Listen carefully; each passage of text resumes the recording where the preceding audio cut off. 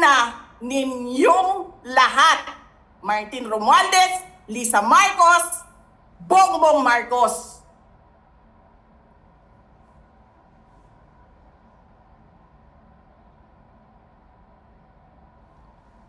Ginigit-git nyo yung mga tao ko dyan sa envelope na yan. Lisa Marcos, naalala mo? Nagpadala ka sa akin ng video? Sinabihan mo ako saan kukunin ang pera. Pinakita mo ang muka ng tao doon sa video message mo. Hi, Nikki. This is she's been working with us for the longest time. We trust her.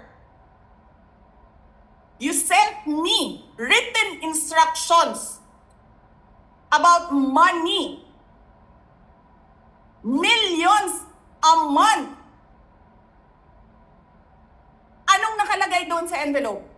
DepEd. Anong ginawa ko? Binigay ko sa DepEd.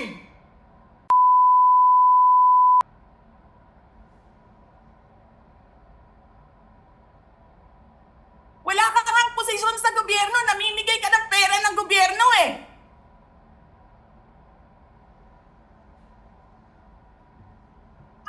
Sisirain mo yung tangal ng mga kasama ko sa office of the Vice President.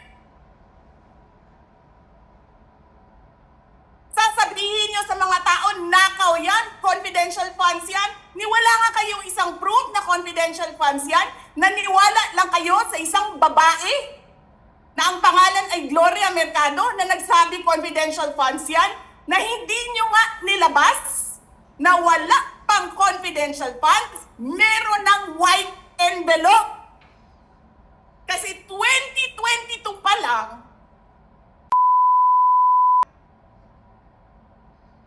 may utos na ng pera sa DepEd. Tapos kami yung nagsisinungaling? Nagpipigil ako eh. Kasi gusto ko lang magtrabaho. Gusto ko lang tapusin nyo na yung show ninyo dyan sa House of Representatives para makabalik na kami sa trabaho namin.